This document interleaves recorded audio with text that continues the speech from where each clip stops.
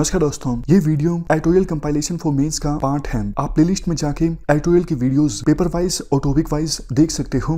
और अगर आप दिसंबर 2019 के बाद की वीडियोस को देखना चाहते हो तो वीडियो के नीचे मौजूद ज्वाइन बटन की सहायता से आप मेंबरशिप को ज्वाइन कर सकते हो। चलिए डिस्कशन स्टार्ट करते हैं।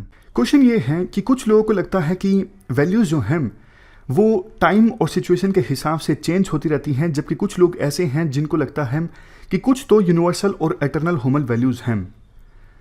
आपको एग्जाम्पल के साथ डिस्कस करना है।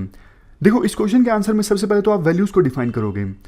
वैल्यूज की डेफिनेशन कल भी हमने समझी थी। वैल्यूज मतलब लाइफ के एलिमेंट्स जो हमारे लिए इंपॉर्टेंट हैं। वैल्यूज जो हैं वो ह्यूमन बींग्स के कंडक्ट को, बिहेवियर को रेगुलेट करती हैं।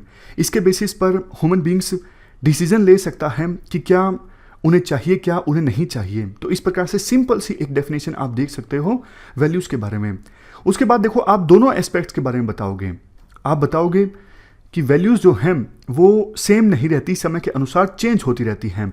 जैसे देखो, एक समय ऐसा भी था जब सती प्रथा को हमारे समाज में मान्य माना जाता था, मतलब एक्सेप्टेबल थी सती प्रथा। लेकिन समय चेंज हुआ, राजा राम मोहन राय और दूसरे रिफॉर्मर्स ने विरोध किया इसका, और लोगों को भी पता लगा कि सती प्रथा क्यों गलत है। तो फिर सती प्रथा को बुरा माना जाने लगा, और आज की सोसाइटी में तो सती प्रथा नाम की कोई चीज़ होती नहीं है। इवन आप LGBT कम्युनिटी का एग्जाम्पल दे सकते हो। किसी टाइम में देखो, LGBT होना अपराध की कैटेगरी में आता था, बट अब तो इसे डीक्रिमिनलाइज कर दिया गया है सुप्रीम कोर्ट की जजमेंट के बाद। मतलब समय चेंज हुआ, वैल्यूज चेंज हुई। और यहाँ पे कीवर्ड्स पे आप फोकस कीजिएगा। टाइमिंग की बात हमने कर ली, अब सिचुएशन की बात भी करनी है।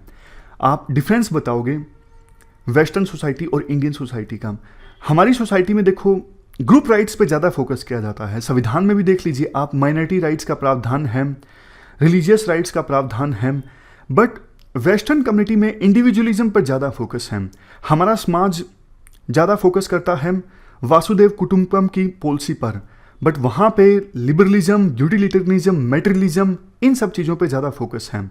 हमारे देश के लोगों के लिए स्पिरिचुअलिज्म की वैल्यू जो है ज़्यादा है, वहाँ पे मेटेरियलिज्म पे ज़्यादा फोकस है। तो आप बता सकते हो सिचुएशन चेंज हुई, वैल्यूज़ चेंज हुई। तो पहला एस्पेक्ट बताने के बाद आप दूसरे एस्पेक्ट पे आओगे। लेकिन देखो, कुछ वैल्यूज ऐसी हैं जो यूनिवर्सल हैं, जैसे ऑनेस्टी, ट्रूथफुलनेस।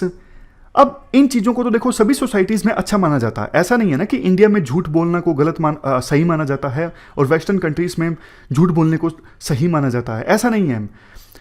ऑनेस्टी, ट्रूथफुलनेस, ये ऐसी वैल्यूज़ हैं जो हर एक सोसाइटी में एप्लीकेबल हैं।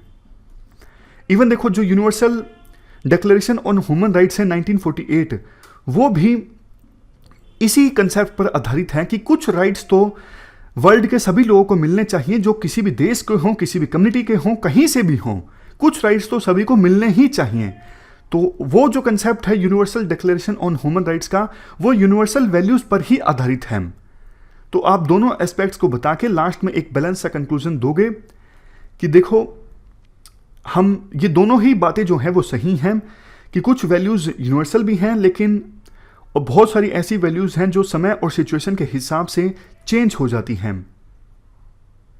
इवेंचुअली वैल्यूज़ का मकसद ये है ह्यूमन सोसाइटी को गाइड करना, ह्यूमन बींग्स को गाइड करना, कंडक्ट करने के लिए, हैप्पीनेस की तरफ ले जाने के लिए।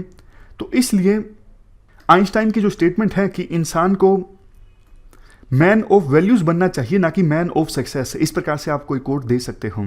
इस डिस्कशन में फिलहाल इतना ही है। Thank you very much for discussion.